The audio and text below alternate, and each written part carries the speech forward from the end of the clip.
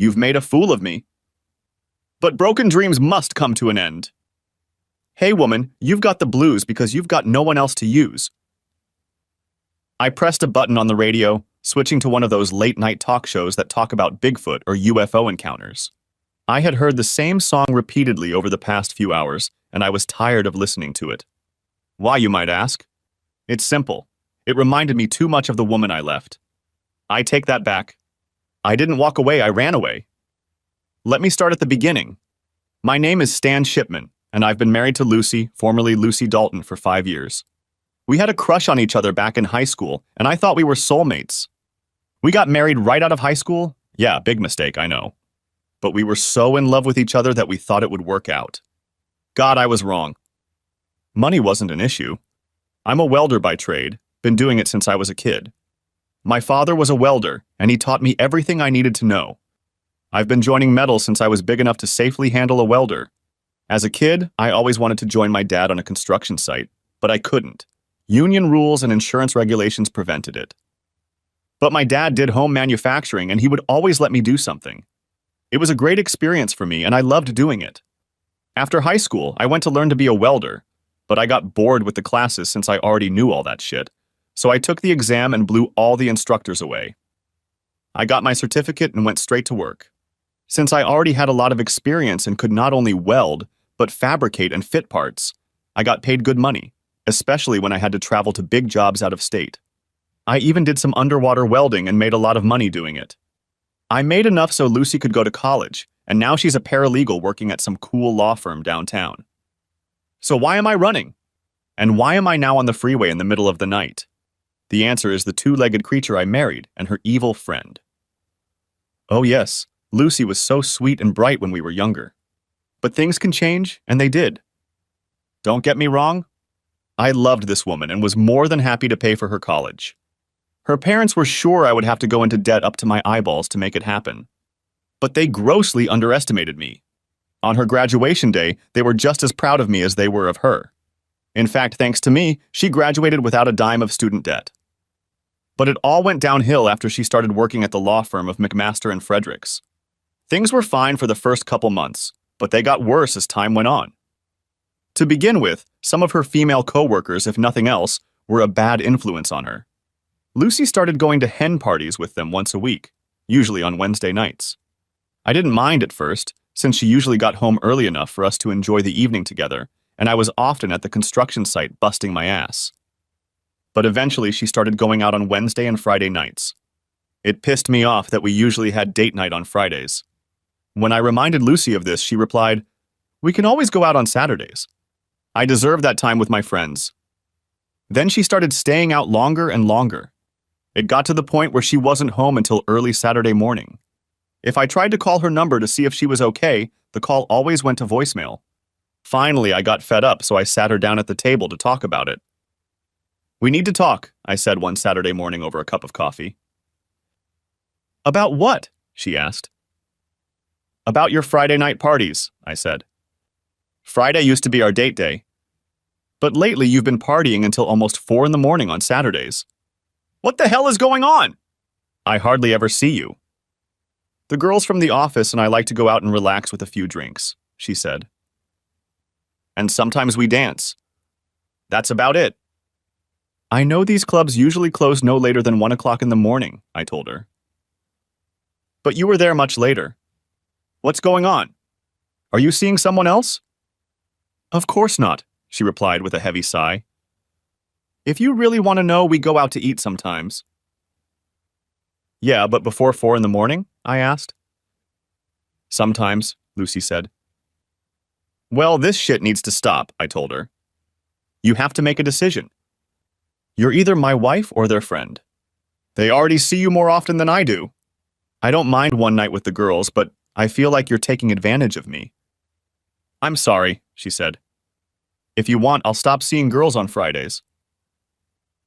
"I think that's a good idea," I said. "That way we can spend time together." She nodded her head in agreement and went to take a shower. I took the opportunity to get her phone out of her purse and installed a phone finder app to keep track of where she was. Partly I hated to do it, but I felt I had to do it, just for my own peace of mind. Things were fine for a few weeks, but Lucy fell back into her old habits, and soon she was back to leaving the house on Wednesday and Friday nights. I needed to find out what the hell was going on, so I fired up my phone lookup app and figured out where she was. After coming home from work that Friday, I cleaned up a bit and then headed to the club where she and her friends were. It wasn't really a club, more like a bar with a DJ and a dance floor. I walked in and noticed her right away. She was sitting with a group of 4 women and 3 men. I noticed that Lucy was chatting quite nicely with one guy sitting next to her. Even too much so, if you know what I mean. They were completely oblivious to my presence until I was right at their table. Everyone but Lucy looked at me, and the guy next to her spoke up. "What do you want?" he asked, giving me a look like he was going to kick my ass. "I just got home from work and decided to grab a beer," I said, causing Lucy to look at me in surprise. So I walk into this bar and look what I found. "Aren't you going to introduce me to your friends?" Lucy looked around nervously. She was clearly embarrassed. "Everyone," she said. "This is Stan. He's my husband," she added finally. "Stan, this is everyone." "Well, hello, everyone," I said sarcastically. I saw that she wasn't wearing a wedding or engagement ring. "You didn't happen to forget anything, did you?" She saw me looking at her left hand. "I took the rings off so I wouldn't lose them," she said. Bullshit, I thought to myself, but I decided not to insist. "I see," I said. The guy next to her stood up and stuck out his chest. He held out his hand and I took it. "Jake," he said. "Jake Rollins. Lucy and I work together." "A lot," he added with a smirk. The rest of us chuckled a little, except Lucy. He squeezed my hand in a vain attempt to intimidate me and assert himself as the alpha male. It didn't work, so I squeezed it back and squeezed his soft, feminine hand in mine as hard as I could. I could see he was in pain, so I let go. "I was just about to ask your wife to dance, if you don't mind," he said, rubbing his hand. I looked at Lucy. "Is that true?" I asked her. She looked at me and slowly nodded her head. I figured this was a chance to find out what was really going on, so I nodded my head and gave him permission. "Yes," I said. "Just watch your hands. And know that this is my wife, and I'll be watching you." He nodded his head as Lucy rose from her seat. After she stood up, I sat down in the seat Jake had previously occupied and ordered a beer. Most of the others had already left for an unknown destination. "You don't own it, you know," the girl next to me said as I waited for my beer. "What about you?" I asked. "Marie," she replied. "Marie Compton. I've been mentoring Lucy a little bit. You know, show her how to do things and stuff." "So Marie Compton," I said, teasing the way she and Jake introduced themselves to each other.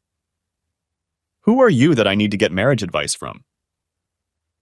"I'm Lucy's friend, and like I said, I'm mentoring her," she said, taking a sip of her drink. "The partners like her work, and they have big plans for her." I didn't like her smug attitude and wondered what kind of nonsense she was feeding Lucy. "All right, Marie," I said. "I never said Lucy belongs to me, but I am her husband. If something happens that interferes with our marriage, I need to know about it." "Truth be told, Stan, Lucy needs to expand her horizons a bit," Marie said. "All she's ever known is college and you. She needs to, spread her wings a little." "Expand her horizons and spread her wings, huh?" I asked. "Anything else she needs to spread?" "No need to be rude," Marie said. "But now that you mention it, yes, there are probably other things she needs to experience." "Of course, you'll only benefit in the long run." "Huh?" "How?" I asked. "Well, maybe she'll learn something she can bring home to you," Marie said with a smile. "After all, you probably pick up a part-time job when you go out to earn money, don't you?" "No, Marie, I don't," I said. "I go to work my ass off, give my best, get paid, and then come home. I love Lucy, and I would never do anything to hurt her or jeopardize my marriage." "Maybe you're the one who needs to broaden your horizons a bit," she said with a smirk. "I take my wedding vows very seriously," I said. "And I believe Lucy will do the same. I don't see a ring on your finger. Have you ever been married?" "A couple times, actually," she replied. "Let me guess. Your husbands caught you cheating, didn't they?" I asked. She shrugged her shoulders. Yeah, so? She said. I don't belong to anyone. I do what I want to do, with who I want to do it with. Well, Lucy's busy and I expect you to respect that, I said.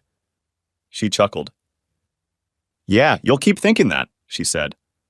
By then, Jake and Lucy had returned from the dance floor. I stood up so Lucy could sit between me and Marie. I sat down, not letting Jake sit next to her. He didn't look too happy, but I didn't care. So Lucy tells me you're a welder, Jake said. And how much do welders make now? $15 an hour? Actually, I make more like $35 an hour, I said.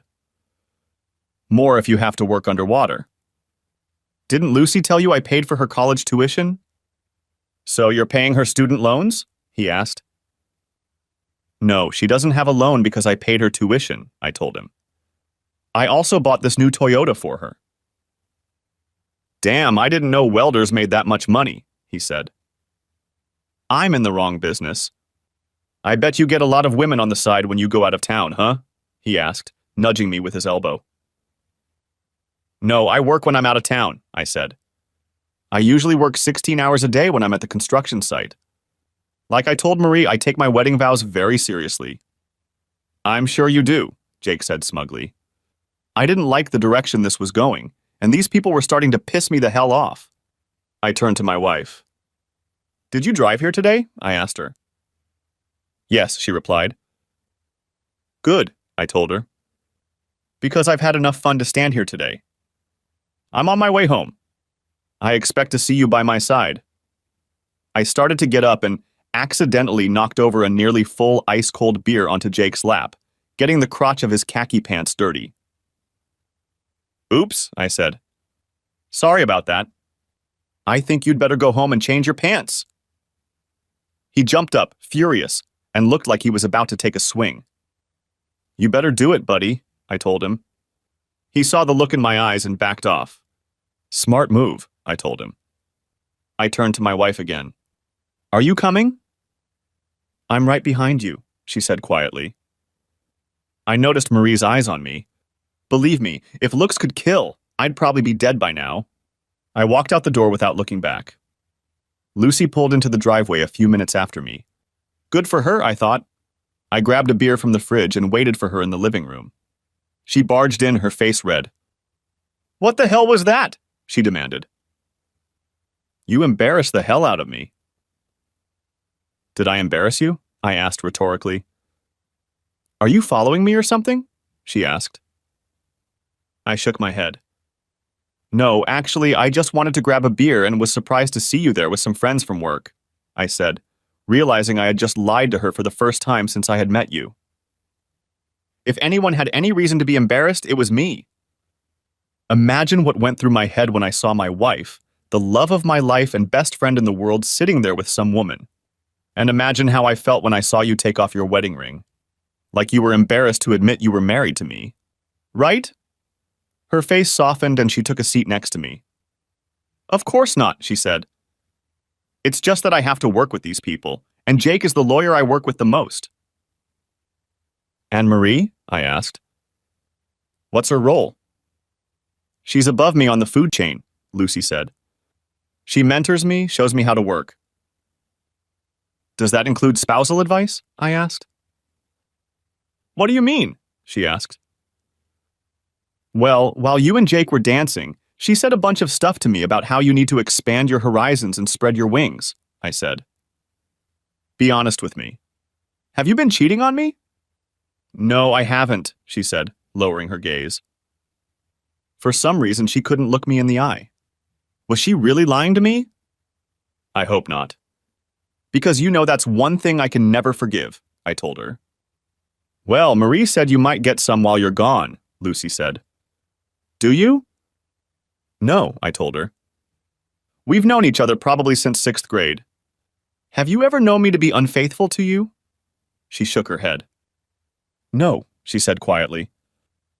I've never cheated on you and I'm not going to, I said. I love you too much to disrespect and hurt you like this. Besides, when I'm not here, I'm too busy working. I wasn't kidding when I told Jake that I often work 16 hours a day. I know, she said. I've seen your payroll. Here you go, I told her. What do you think you went to college on? Bought yourself a new car, dressed in nice clothes all this time? And that's on top of paying our regular bills. You know, I've been saving up to make a nice down payment on a house. So you can tell Marie to shove her bullshit up her ass and shut the hell up about things she knows nothing about. You didn't really care for her, did you? Asked Lucy. No, not at all, I said. I don't like the shit she feeds you. It's the same with Jake. I don't trust either of them. Did you know she's been divorced twice? For cheating? Lucy looked at me, shocked. How do you know that? She asked.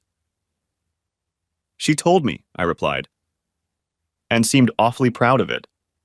I have a feeling those two are up to something and intend to bring you down with them. You haven't done anything wrong, have you? No, Stan, I haven't, she said. It's just... Just what? I asked. I like going out with them, she told me. Well, I like meeting you too, I told her. Do you think you could start spending time with your husband?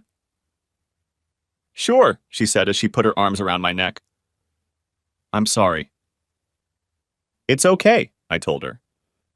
You know I've only wanted 3 things in life.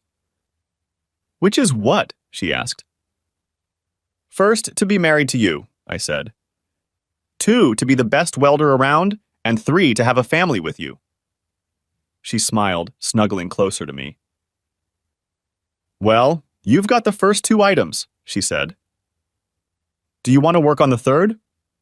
It was my turn to smile. Let's go, I said. We ran to the bedroom and spent the rest of the night making love. Things seemed to calm down for another couple months. Lucy stayed home on Fridays and I tried to be more attentive and loving. I purposely didn't mention Marie or Jake anymore because I believed Lucy would do the right thing. And then it happened. I came home one Friday night and found the house dark, with only a few candles burning on the dining room table. The smell of lasagna wafted from the kitchen, and I figured Lucy had cooked something special. I made my way into the dining room and saw that our best china was on the table.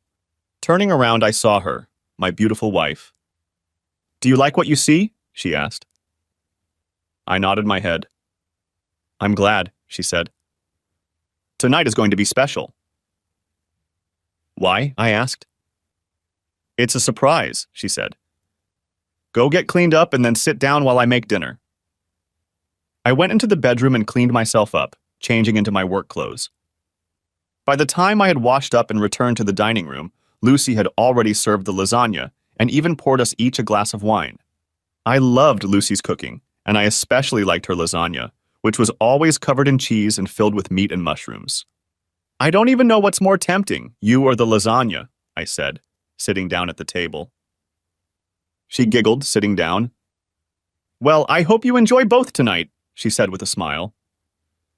I dug into my lasagna and it was delicious as always. Once I was done with everything, I found myself feeling a little weird.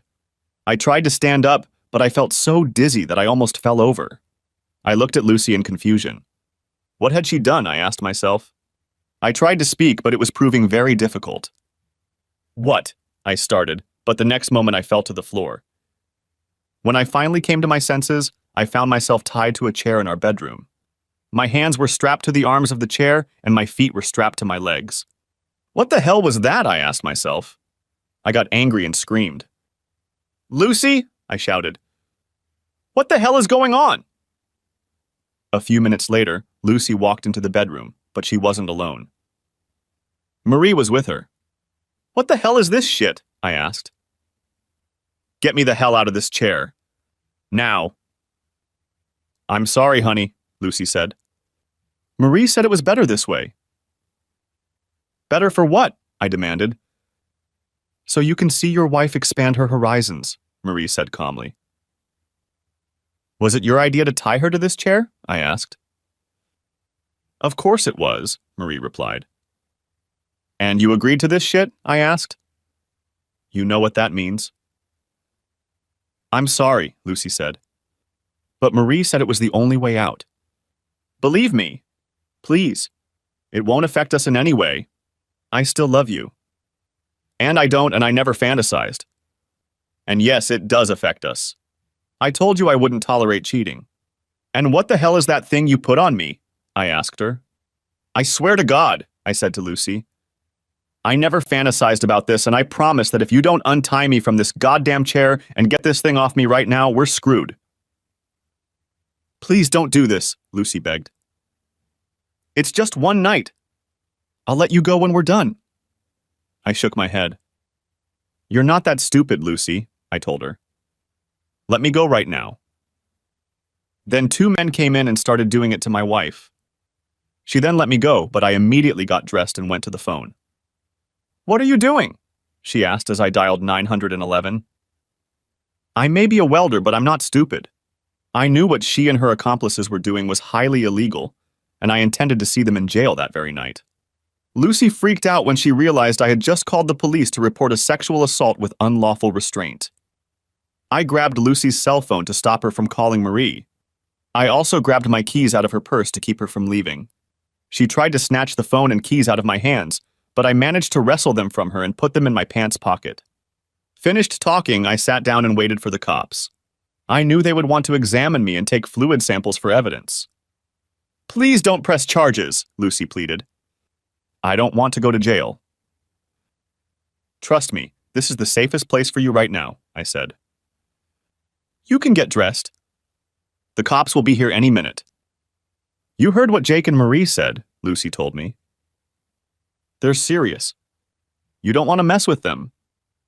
Get dressed, I told her. Lucy saw the look on my face and realized it was best not to push me. She quietly got dressed and I felt her cell phone buzzing in her pocket. I pulled it out and saw that Marie had sent a text.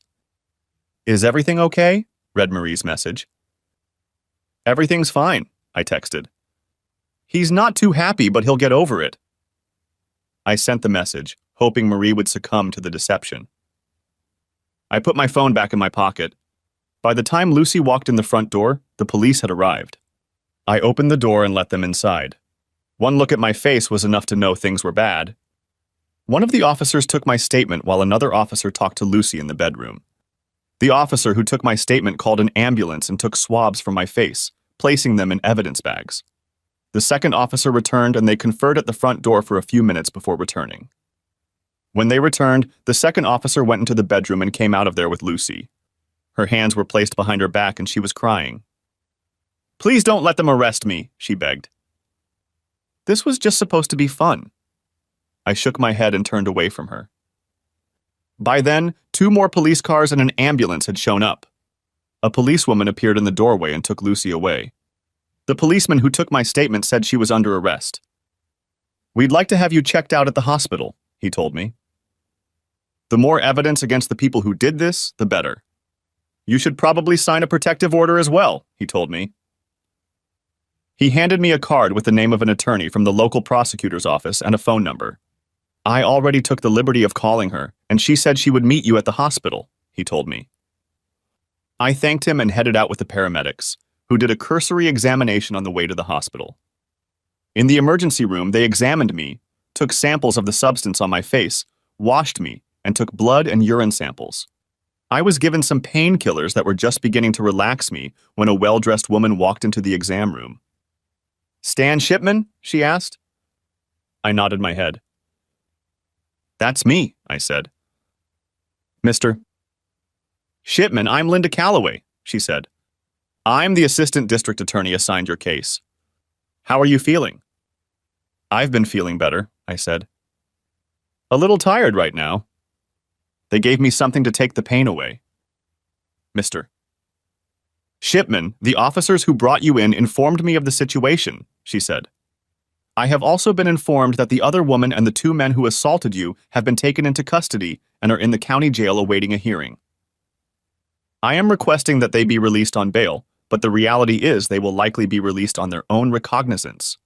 I'm afraid the company they work for has a lot of influence in the county. That's why I've taken it upon myself to seek a protective order for you. Thank you for that, I said. Do you think it will do any good? She shrugged.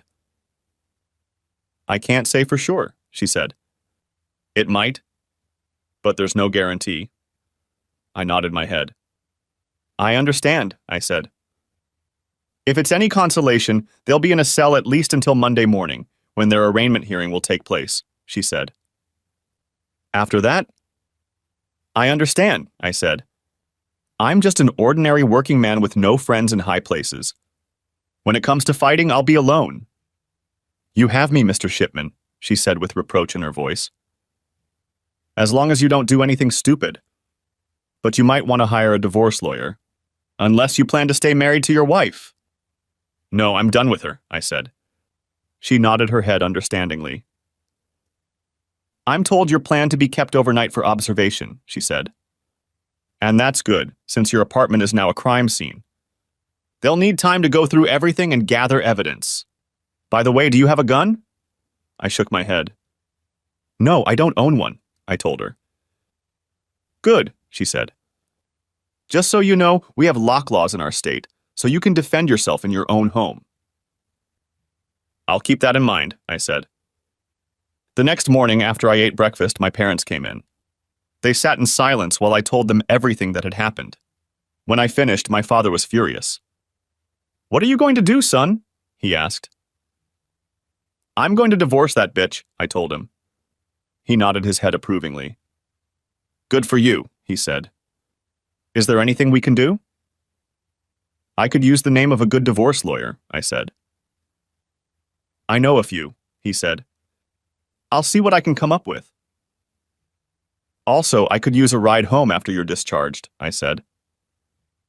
No problem, my dad said. Just call me when you're ready. In the meantime, get some rest and take it easy. Don't do anything stupid.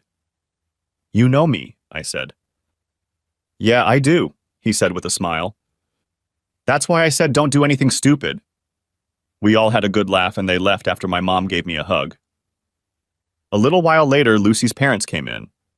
We always got along well and they were like second parents to me. I told them about what had happened the night before. They were shocked and embarrassed at what their daughter had done. I take it you're going to file for divorce, her father said.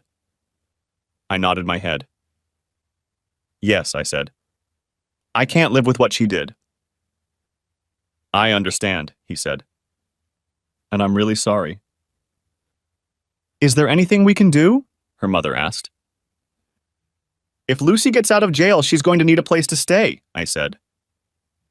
The ADA will get a protective order, so she won't be able to stay in the apartment. She can stay with us, her mother said. Thank you, I told her. We said goodbye and they left. The doctor came in a couple hours later and examined me. He deemed me fit to be discharged, and the nurses began the paperwork. I knew it would take a while, so I called my dad and let him know. My parents returned just as the paperwork was being finalized. After the nurse gave me instructions, she put me in my wheelchair and took me to the loading area where my dad's car was parked. They helped me get in and we drove off. Soon we pulled up to the apartment. Dad helped me to the door, and we said goodbye again. Remember, he said, if you need anything, just call. Thanks, Dad, I said. I went into the apartment and looked around. The police had gone through everything, and I knew it would take a while to put everything in its proper place. I noticed right away that there was a message on the answering machine. I listened to the message. Dead meat, the message read. Nothing else, no introduction, nothing. I looked and found the number listed as private. Something about the message sounded familiar, so I listened to it a few more times. And then it hit me. It wasn't a person speaking directly into the receiver. I recognized the phrase from one of the old Rocky movies, specifically the Mr. T movie. Whoever had sent the message had recorded it and then played it back over the phone. A few minutes after I guessed this, the doorbell rang. I looked through the peephole and saw a rather young, attractive brunette standing outside the door. I remembered seeing her at the club when I first met Jake. I looked closely, but I didn't see anyone else with her. A thought flashed through my mind, and I pulled my cell phone out of my shirt pocket. I activated the camera and set it to record, then put it back in my pocket. Then I opened the door but didn't remove the chain. Yes? I asked. Mr. Shipman? She asked quietly.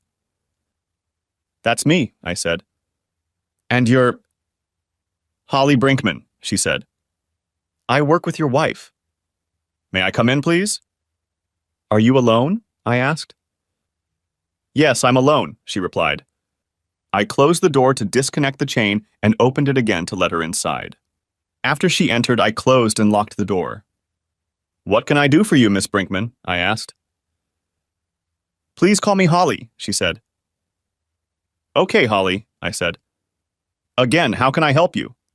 She handed me a manila envelope. "What's this?" I asked. "Open it, please," she said quietly. I opened the folder and looked inside. Seeing a couple pictures, I put the envelope on the coffee table and went to the kitchen where I grabbed a pair of latex gloves. I didn't want to risk getting my fingerprints on anything. When I returned, I pulled out the pictures and was shocked at what I saw. The pictures showed a man who had passed away. "Who is that?" I asked. "It was my husband," she said, tears streaming down her cheeks. "His name was Brian." "Did you report it?" I asked. She nodded her head. "Yes," she said. "The police ruled it a suicide." "How?" I asked. "You don't understand," she said. "The firm we work for has friends in very high and low circles. They own most of the police force, and several judges are on their payroll as well." "I see," I said. "Did Jake do this?" She shrugged. "I don't know," she said. "Maybe he ordered it." "So why are you still working at the firm?" I asked. "I have no choice," she said. "Let me guess," I said. "You're not just a legal secretary, am I right?" "That's right," she said. "They did to us what Jake and Marie did to you. Only my husband went after Jake, and paid a huge price for it." "So you're really just a whore for the firm, aren't you?" I asked. She nodded her head. "Yes," she said. "My job is to be available to the lawyers and their clients." "What's Marie's role in all this?" I asked. "She's kind of like a madam," Holly said. "She does all of our, assignments." "And she added Lucy to her stable?" I asked. "Yes," she replied. I looked into the envelope and saw something else. A doubled, folded piece of paper. I pulled it out and opened it. It was a note, but the letters looked like they had been cut out of magazines and newspapers and glued to the paper. Talk about smut. I almost laughed, but suppressed the impulse. "Stan Shipman," the note began. "Stand back or it could be you," the note read. I looked at Holly. "Did you read that?" I asked her. She shook her head. "No," she said. "It was dropped off at my apartment this morning with a note for me to deliver it to this address." "Are you ready to tell the district attorney about this?" I asked. She shook her head. "No," she said. "I'd like to go on with my life if you don't mind. You have no idea how mean these people are, especially Marie." "How many people in your firm know about all this?" I asked. "Pretty much everyone above middle management," she replied. I nodded my head. Figuratively, I said, "Okay, Holly, thanks for telling me about it." "I'm really sorry about that," she said. "You seem like a really great guy. Lucy's lucky to have you." "Thanks for saying that, Holly," I said. "Have a good day," I added as I opened the door in front of her. I watched her leave and made sure no one else was around. I closed and locked the door. That and the voicemail changed the situation dramatically. I still intended to divorce Lucy, but these threats took things to a new level. I finished watching the video and called Linda. Luckily, she had written her personal phone number on the back of her business card. "This is Linda Calloway," she said when she answered. I told her about the voicemail and the envelope that had just been delivered. "That changes everything," she said. "Okay, I want you to bring it to me right now." She gave me her address and ended the conversation. At that moment, I decided I needed to get out of this Dodge for a while. I packed enough stuff to last me a few days and threw it in the back seat of my F-150. Another thought occurred to me. I grabbed the thing Lucy had used on me the previous night. It too had gone in the truck. I had an idea and I wanted to put it into action a little. After putting some basic welding tools in the truck, I called my boss to let him know what was going on and ask for time off, which he quickly granted me. "The job is done and you're going to have a bunch of vacation time anyway, so take whatever time you need and deal with it," he said. Thanks, boss, I said. I checked everything one more time, locked the door, and walked out. I made it to Linda's apartment in less than 30 minutes. She was shocked when she saw the pictures and the note. I also have a videotape of a conversation with the woman who brought this, I said. It's very enlightening. Let me see it, she said. I pulled out my phone and played her the video. Oh my God, she sighed when the video ended. That explains a lot. Could you give me a copy of this? I handed her my phone so she could do what she needed to do. When she was done, she handed the phone back. It was then that I realized that Lucy's phone was still in my pocket. I pulled it out and held it out to her. What's this? Asked Linda. It's Lucy's phone, I said. I put it in my pocket the night Jake attacked me. I completely forgot about it until now. Maybe you can find something in there. I'll have our guys take a look, she said. Then she leaned back in her chair. On second thought, maybe I should contact the state or federal authorities. If what Holly said is true, I can't even trust our own police department. She looked up at me before continuing. What are you going to do? I'm going to leave town for a while, I said. She nodded her head. What about custody? Maybe we should put you in the witness protection program, she said. Yeah, sure, I said. Then Jake and his cronies will know exactly where I am. No thanks. Okay, she said. Just let me know where you are, okay? Okay, I said. I headed for the exit, not knowing where to go. All I knew was that I needed to get away from this shit for a while. I stopped at the bank, withdrew as much cash as I could, and drove on, constantly watching for cars that might be following me. All I could think about were pictures of that poor guy who got killed for not wanting to be Jake and Marie's cuckold. I knew that if I wasn't careful, it would happen to me. It was late in the afternoon when it finally got to me. I stopped at a bus stop and made a phone call. I hoped it wasn't too late, and thankfully it wasn't. Yes, said the gruff voice on the other end of the line. Dave, it's me, Stan, I said. Dave was an old friend of mine.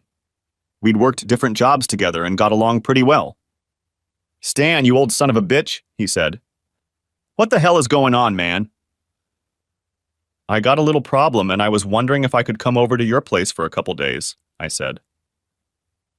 Sure, buddy, he said. You can come over. Just do me a favor and grab a couple of six-packs if you don't mind. No problem, buddy, I said. I'll see you in a few hours. See ya, he said and ended the conversation. Feeling better, I pulled onto the freeway and headed north. Along the way, I spotted a convenience store, stopped and bought a couple of six-packs of beer, as well as a styrofoam stall and ice to keep it cold. I also heated up my coffee and decided to pick up a couple packs of cigarettes. I didn't normally smoke in the apartment, but I knew Dave smoked and thought he would appreciate the gesture. After all, he'd let me stay with him for a while, so I considered myself indebted, at least to him. Dave Brolin was about 15 years older than me and worked with my father. That's how we met. He stayed with us several times when he worked in our neighborhood and was something of a big brother to me. I learned a lot from him working in my father's shop. He had a hard time growing up. His father worked in the shipyards and eventually died of complications from mesothelioma, thanks to the asbestos he was constantly exposed to. After his father died, his younger sister Beverly stayed home and looked after their mother until she died about a year ago from stomach cancer. I knew Bev for quite a while. She was an unprincipled girl, attractive in her own way.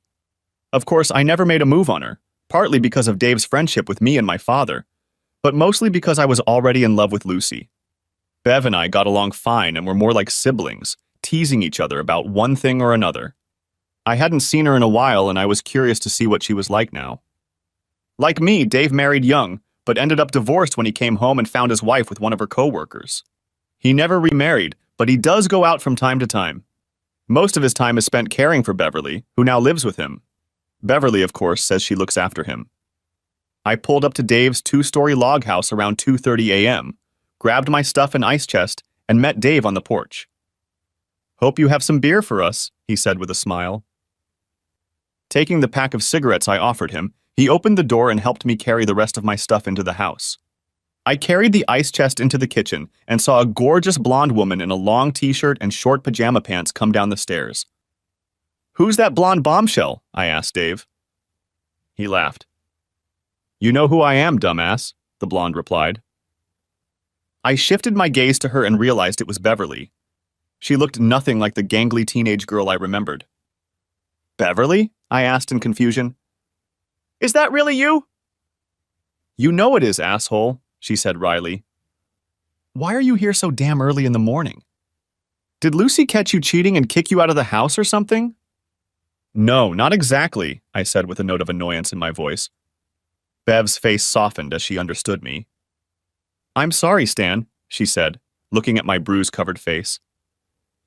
What happened? Are you okay? Not really, I said. That's why I'm here. Why don't you grab a beer and explain things to us, said Dave. I nodded my head, grabbed 3 beers, and headed for the front room. I handed one to Dave and then turned to Beverly. Are you sure you're old enough to drink? I asked her sarcastically. She smiled, raising her middle finger and snatching the beer from my hands. Spill it, she said. What's going on between you two? It's pretty awkward, I said. So, said Beverly. We're adults and damn close to family, so spill it. Okay, I said before telling them the whole story about Lucy, Marie, and Jake. I showed them the video of my brief encounter with Holly. They sat stunned into silence when I finished. Shit, Dave said, taking a sip of his beer. Do you think they know where you are now? I don't think so, I told him. At any rate, I haven't seen any cars following me. Well, luckily we're at the top of the hill and can see anyone heading this way. And I still have the gun I bought from your father after Mikey's accident. You still remember how to shoot, don't you? I nodded my head. Yeah, but I haven't touched a gun since it happened, I said. My younger brother, Michael, or Mikey as everyone called him, had accidentally shot himself in the leg years ago with my father's .22 caliber pistol. Mikey suffered only a minor flesh wound and recovered, but my father was so upset about it that he got rid of all his guns and never changed them. It's all right, Dave said. I'll take you to the backyard and let you familiarize yourself with them. Bev can work with you too. She's become quite a marksman. I looked at Beverly in surprise. She perked up slightly and smiled slyly. Does your dad know you're here? Asked Dave. I shook my head. No, I said. I haven't told anyone where I am. But I have to let the ADA know. You have to remember that I didn't even think about coming here until I was already gone. Okay, he said. I'll call your parents and let them know this morning as soon as the sun comes up. Don't use your cell phone if you can help it. In fact, it might be a good idea to turn the phone off and take the battery out of it, in case it has some kind of beacon on it. Good idea, I said, turning the phone off. I unplugged the back cover and took out the battery. So Lucy and her friends are going to appear before a judge on Monday? Asked Beverly. Yes, the arraignment will be on Monday, I said. The prosecutor is hoping the judge will keep them without bail, but after what I heard from Holly, I'm not sure that's going to happen. Well, you can stay here as long as you need to, Dave said. I have to go to work in a week, Monday, and I'll be gone for a week, but if you need to hang around, that's fine. How long are you planning to vacation? I was planning on 2 weeks, I said. Hopefully everything will be settled by then. Like I said, you can stay here, Dave said. Thanks, I appreciate it, I said. If there's anything I can do to help, let me know. Dave looked at Beverly, then smiled. I'm sure Bev can think of a couple things, Dave told me. But you're a guest here, and your ancestors always treated us like royalty. So as far as I'm concerned, you can relax and enjoy the country air. Well, guys, it's been fun, but I have to get up and make breakfast in a few hours, Beverly said as she stood up. I hope you like scrambled eggs and hash browns because that's what I make, she added, looking at me. Breakfast of champions, I told her. Sounds great to me. She waved her hand and headed upstairs. After hearing her bedroom door close, Dave and I went outside for a cigarette and a chat. What's the story with her? I asked. I thought she was already married and raising kids. Well, she never met anyone she really cared about, Dave said. She dated a few guys, but according to her, they just didn't fit. Didn't fit? With what? I asked. He looked at me seriously. With you, nitwit, he said. She's always had a crush on you. No way, I said, shocked. Absolutely, he said. The only reason she never told you was because of Lucy. She didn't want to be the reason you broke up. Are you serious? I asked. Like a heart attack, he said. What makes you think she's still in love with me? I asked. I sometimes hear her after she goes to bed, Dave said. She has a dildo named Little Stan, and I've heard her use it several times. I've heard her call your name more than once. That's too much information, I said. Dave smiled and took a sip of his beer. Well, it is what it is, he said. So when did Beverly turn into a babe? I asked. She's always been a pretty girl, Dave told me. She just never flaunted it. Besides, you only had eyes for Lucy, remember? Yeah, I remember, I said. Look, between you and me, I'd be more than okay with you two being together, he said. Just do me a favor, okay? What kind? I asked. Don't break her heart, he said. I love my sister, and I think you do too if you think about it. I just don't want her to get her hopes up and then see you and Lucy make up. It would destroy her. I shook my head. I'm done with Lucy, I said. Good, he said. Well, I'd better go to bed. I'll see you in the morning. He got up, tossed his cigarette in the can, and headed upstairs. I finished my cigarette and headed to bed a few minutes later. I fell asleep as soon as my head touched the pillow. I woke up later when Beverly opened the door and called out to me, "Rise and shine!" I wiped my eyes from sleep and noticed it was 8:30. I went into the bathroom and did my morning routine, then took a quick shower, got dressed, and went downstairs. After getting dressed, I looked at the ring on my finger and took it off, tossing it on the dresser. As I came downstairs, I saw Beverly in the kitchen making breakfast. She was just adorable, and I wondered why I hadn't seen her before. Smells good, I said. She smiled. I'm glad you think so, cowboy, she said. The coffee's ready if you want it. Do you still like butter pecan creamer? Of course I do, I said. Do you have some? Oh yeah, she said. It's in the fridge. Help yourself to some. Just save some for Dave and me. I poured a cup of coffee and added some cream. I love Southern butter pecan thanks to my dad. Dave had gotten hooked on it when my dad brought some to the construction site. Have a seat, she told me with a smile. I'll be right with you. I sat down at the table where Dave was already sitting, reading the Sunday paper. Good morning, I said. He looked at me over the top of the paper. Good morning, he said back. Anything interesting in the news? I asked. Yeah, there's an article in the paper about some fancy lawyer getting arrested on various charges, he said. Take a look, he added, holding out the article to me. There were no names or details in the article. It was boilerplate news that meant nothing to those who didn't know the whole story. I hummed and held the paper back out. By then, Bev had finished making breakfast and was wheeling it on a cart to the table. Very tasty, I said, taking a big bite. Thank you, kind sir, Beverly replied with a smile. I'm glad you approve. We finished breakfast and Dave stood up, putting his plate away. I need to go into town and get some things, he said. I'll be gone for at least a couple hours. If you need to call the DA, you can use the house phone. Thanks, I said. Beverly handed him the list of things she needed, and he slipped it into his pocket. He took his keys and headed for the exit. I looked at Beverly. Do you need help putting the dishes away? I asked. I don't necessarily need any, but I'd appreciate it, she replied. Thanks for asking. I got up and helped her clear the table. She tossed me a towel and started washing the dishes that were already in the sink. I see you're not wearing a ring, she said as she washed a plate. Are you really going to divorce her? Yes, I said. I told her I won't tolerate cheating, and I mean it. Good, she said with a slight smile. Glad to see you still have balls. What's your story? I asked. How are you doing? She shrugged.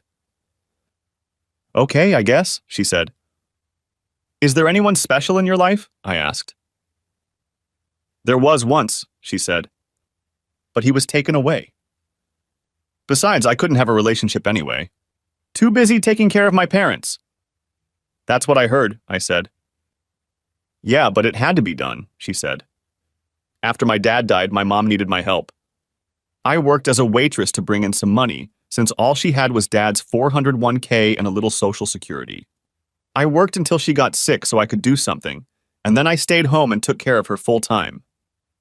I'm sorry to hear that, I said. Don't be, she said. I don't regret staying home with her.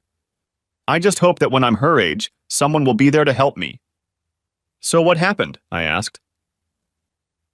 There wasn't much left over after Mom died, she said. We had to sell the house and a lot of her stuff. With what was left of Dad's pension and 401k, we were able to pay for all of her last expenses. There wasn't much left, and Dave let me take them since I was taking care of her. He promised Mom that he would let me stay here with him, and I've been here ever since. Dave offered to pay for my college tuition, but I refused.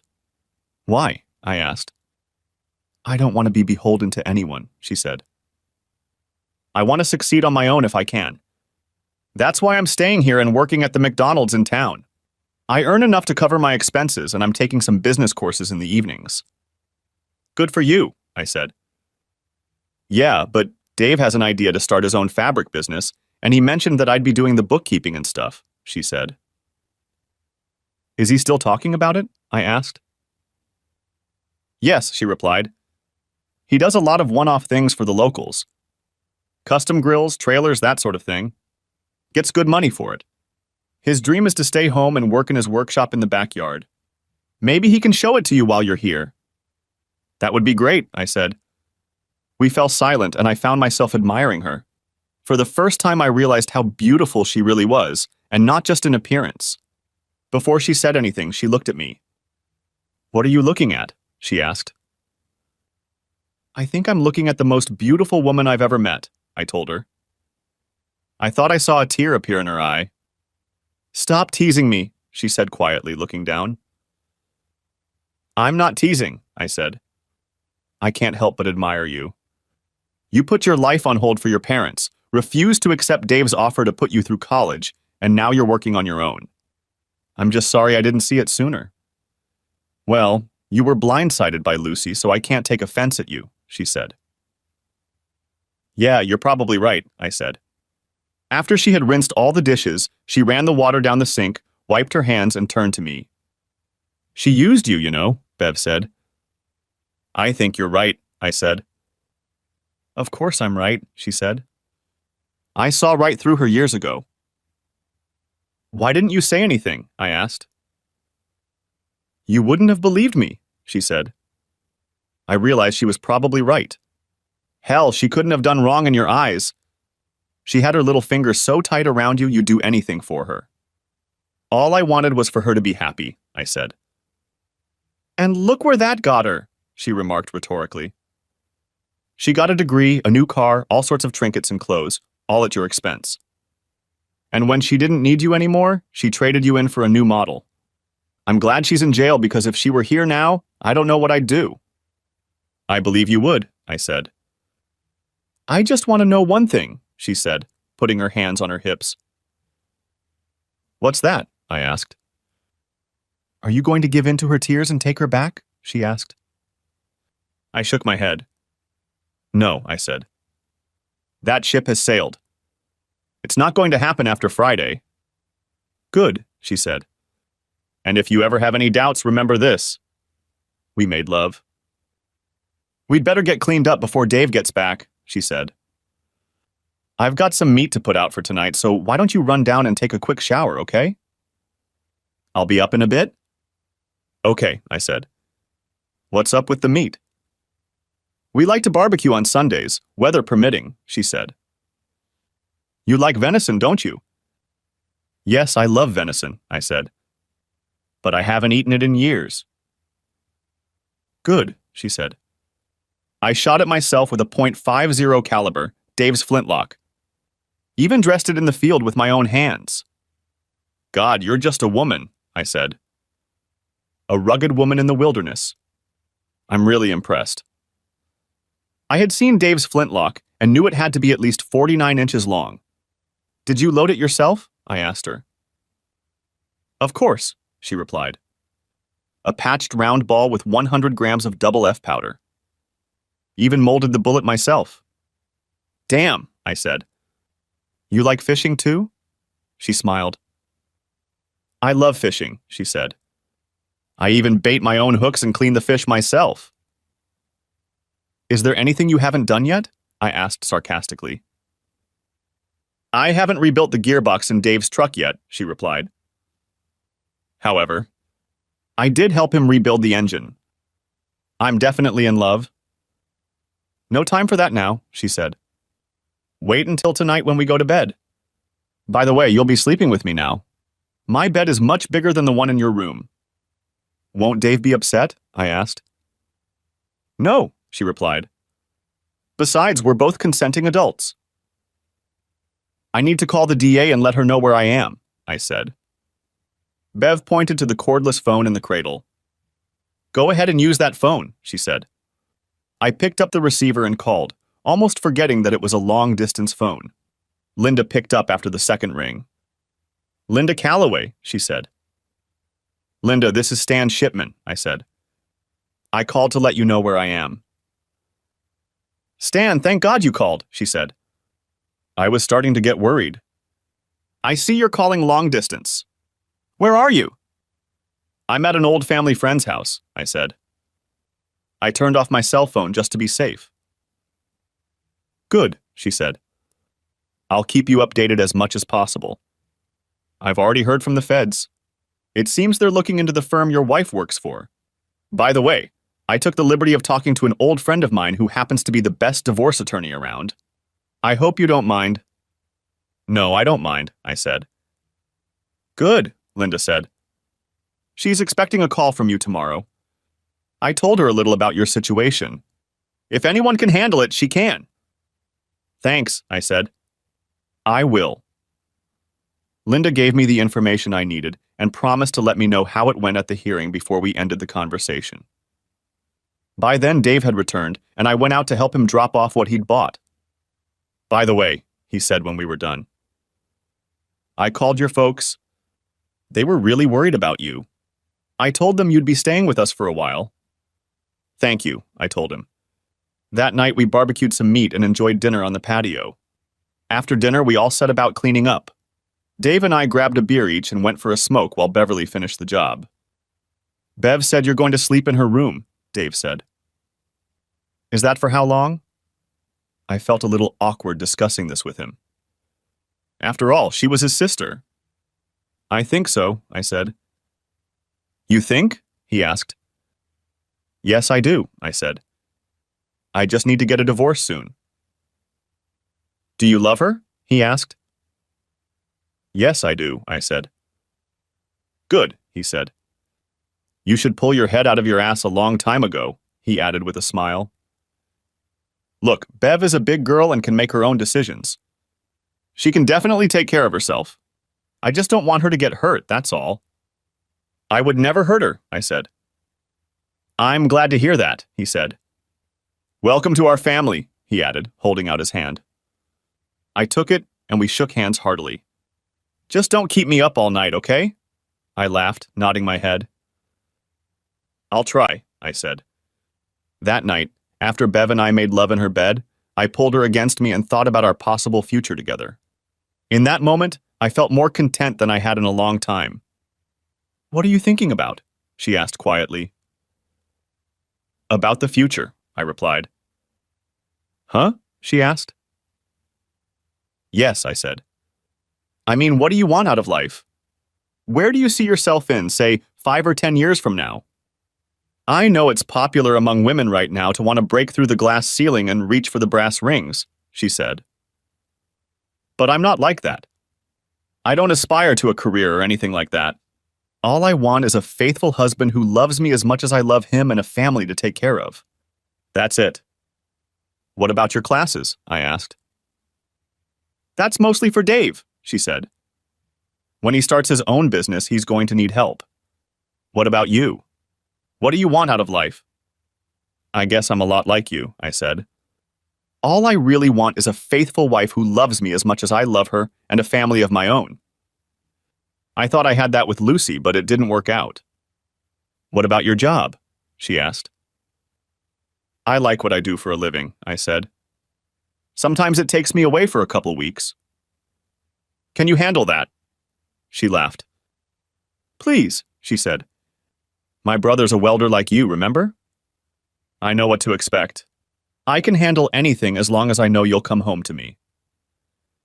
I stared at her for a few moments before saying something. I wish I had met you before I met Lucy, I said.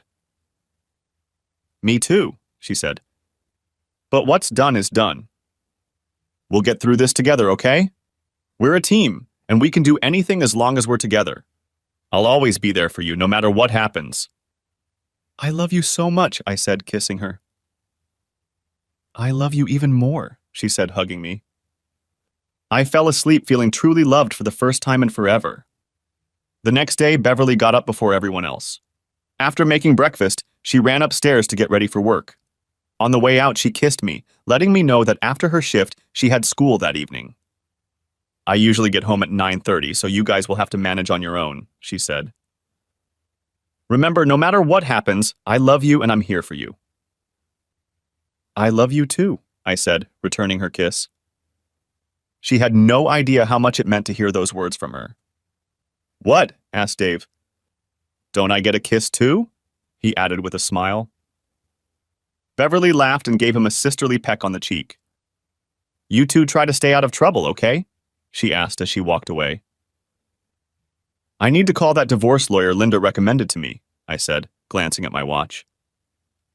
Dave pointed to the phone and I picked it up and called. The law office of Bernice Goodwin, answered the friendly female voice on the other end of the line. I introduced myself and asked if Bernice was available, letting the receptionist know she was expecting my call. Miss Goodwin is expecting your call, sir, the woman said. One moment, please. I heard some sort of musical accompaniment in the receiver for a few moments before another woman answered me. Bernice Goodwin, the woman said. How can I help you? This is Stan Shipman, I said. Linda Calloway gave me your number and said I should call you this morning. Oh yes, Mr. Shipman, she said. Linda told me some of what's been going on and I've been waiting for your call. Normally I prefer the first meeting to be private, but I understand that's not possible this time. That's okay. In this day and age we can do most of this online. Please tell me your story and don't leave anything out. I took some time to explain the situation and she patiently listened to me. What are your expectations? She asked when I was done.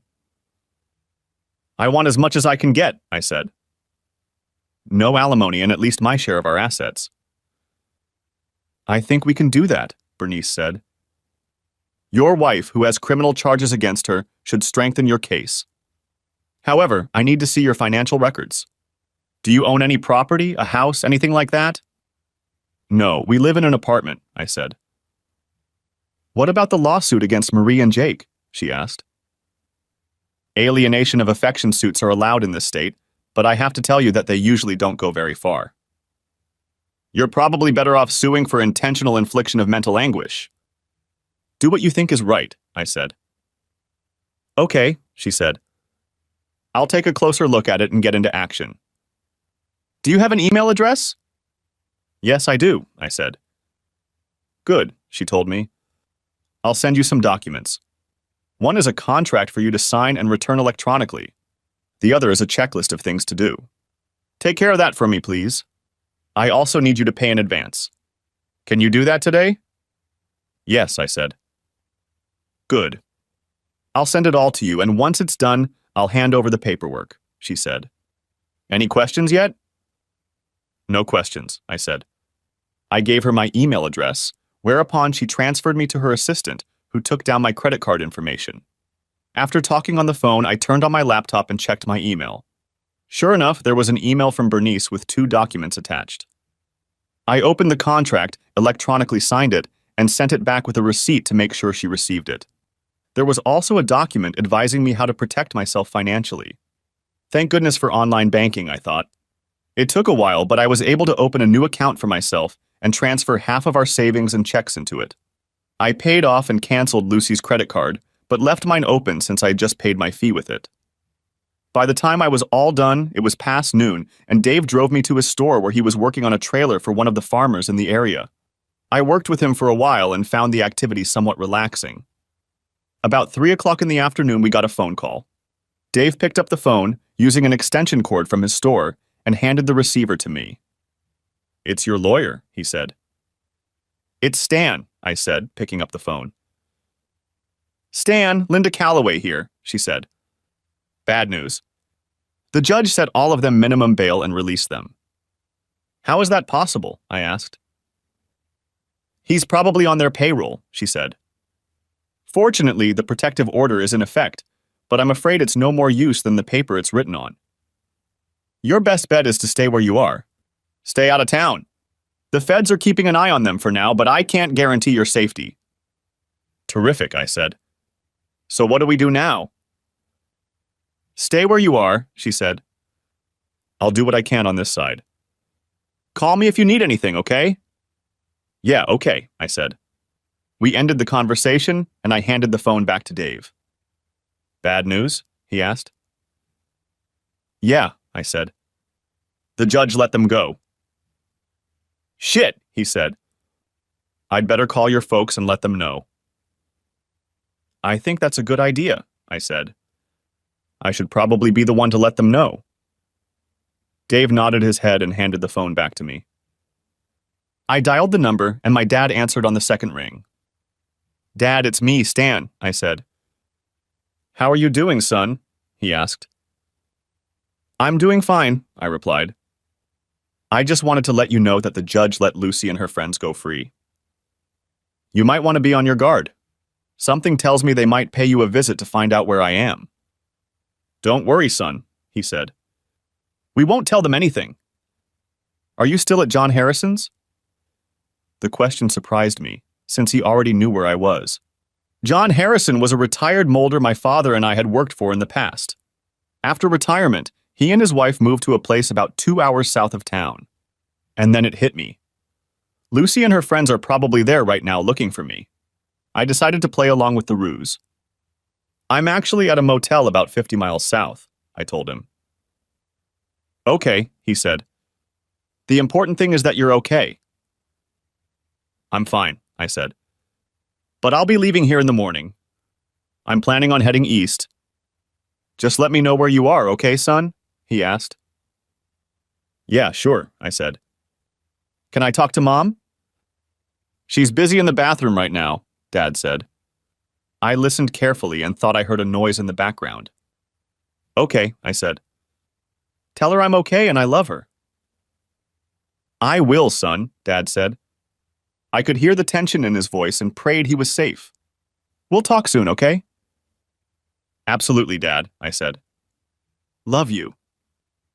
"Love you too, son," he said before the call ended. I looked at Dave and made another call. "What's up, Stan?" said Linda, picking up the phone. "I think Lucy and her friends are at my parents' house," I told her. "Okay," she said. "I'll get a couple federal agents and head over there right away. Stay put."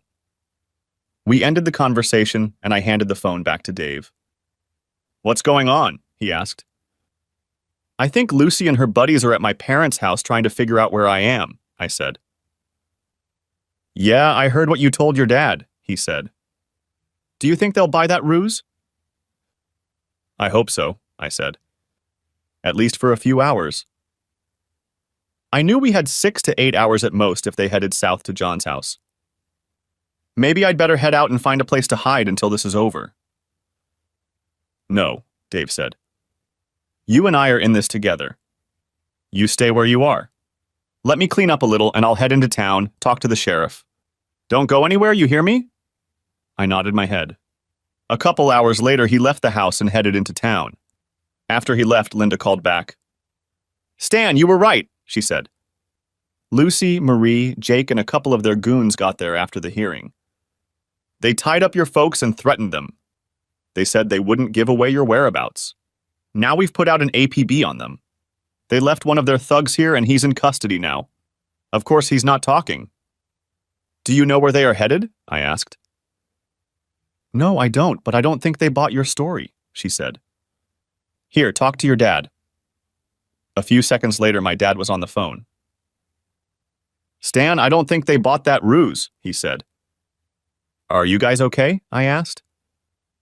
Yeah, we're fine right now, but I think Lucy and her friends are headed your way, he said. What makes you think that? I asked.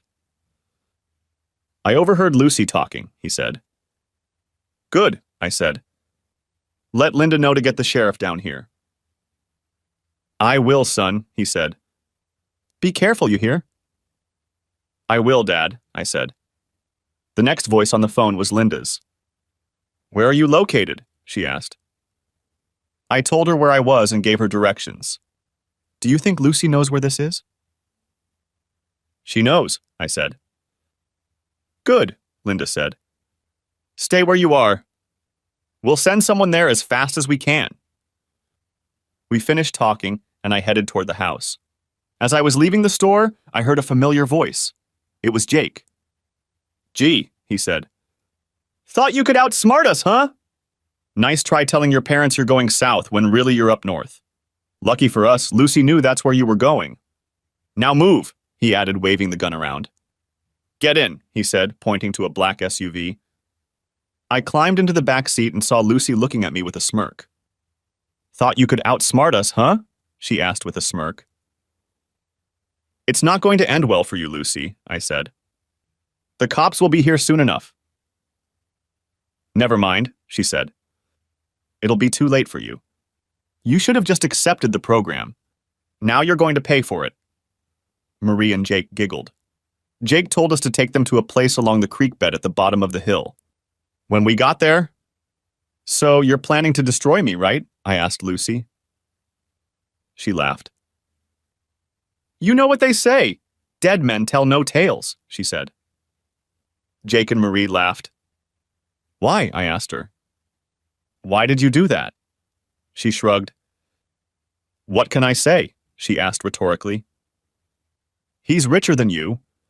Besides, I don't want to be married to a welder for the rest of my life. I want the good life and Jake can give it to me. Are you two done reminiscing? Asked Jake. We have things to do and it's getting late. I'm sure you know what happens next, old boy, he said. Don't worry. Then I heard a rifle shot. And 2 more shots. Lucy looked around frightened and tried to take cover behind Jake. In the background, I heard the distinctive sound of a 4-wheeler and realized it was heading toward us. I tried to see who it was, but all I could see was a cloud of dust coming closer. Then it was upon us and I could see long blonde hair streaming behind the driver. I knew it was Beverly. She stopped the 4-wheeler and jumped off, holding a hunting rifle. Once free, I sat back and watched her run up to Lucy. Don't you dare touch my man again, yelled Beverly. Do you understand me? Lucy slowly nodded her head. Sirens howled in the distance, so Beverly walked over to the 4-wheeler and pulled out a flare gun. She pointed it into the sky and fired a flare to let the cops know where she was. Soon we saw flashing lights heading in our direction. Are you okay, honey? She asked, walking over to me. I am now, I replied. You saved my life. I'll never be able to repay you for that. Trust me, you'll have the rest of your life to make it up to me, she said with a smile. Soon we found ourselves surrounded by police cars. Dave pulled up in his truck and got out of it to check us out. One of the deputies called for an ambulance and a medical examiner. Are you okay? Asked Dave, coming up to us. I am now, thanks to Bev, I said. She saved my life.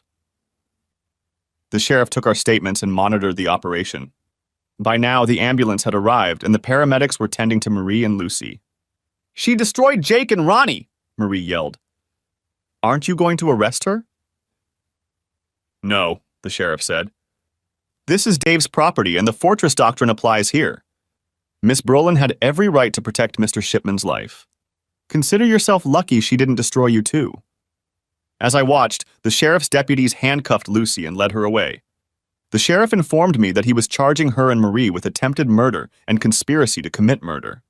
After the officers collected evidence and removed the bodies, we were released. I rode the quad bike with Beverly to the house. "I thought you had class today," I said. "What happened?" "Dave stopped by McDonald's and told me what happened," she said. "I excused myself and came home. I had to make sure you were okay. I saw tire tracks in the grass and followed them to where you were, so I got in the deer stand I had set up. Well, you know the rest. When I saw what Jake was going to do, I just reacted. I'll catch up, don't worry." "I'm not worried," I said. "I'm grateful. More than you can imagine." I grabbed my phone and called Linda to let her know what had happened. She was relieved to hear that I was okay. "They'll be where we need them after this," she said. "Don't worry, the firm is going down and hard." "I sure hope so," I said. Afterward, I called my parents to let them know what had happened. They, too, were happy to hear that things had ended well for us. Epilogue.